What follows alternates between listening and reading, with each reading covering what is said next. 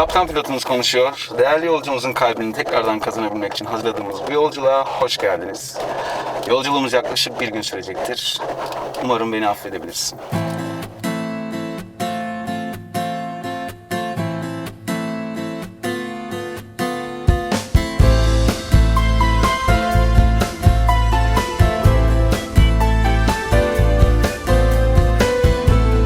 Beni sana bağlayan tek söz seviyorum demen.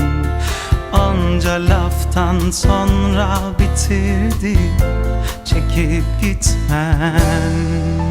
Derdin efendisi olmuş kalbim bu senin hediyen. Biri kalır diğeri gidermiş, o biri benmişim meğer. Seni bana yazmışsa niye bu ceza, bu can yasta? Gitme bitmesin diye bütün gece ağladım. Hayır, olmaz böyle biteceğine inanmadım. Gidersen kalan hayalinle ben ne yaparım?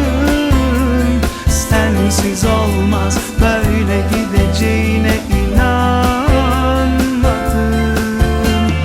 Gitme bitmesin diye bütün gece ağladım. Hayır, olmaz böyle biteceğine inanmadım. Gidersen kalan hayalinle ben ne yaparım? Olmaz olmaz böyle gideceğine inanmadım. İnanmadım.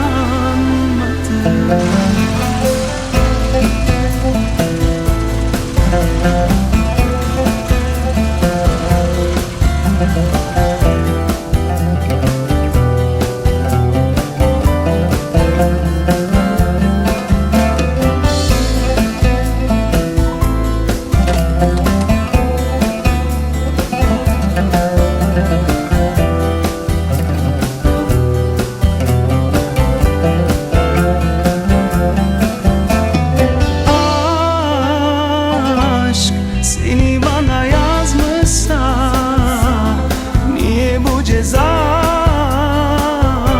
bu can yasta?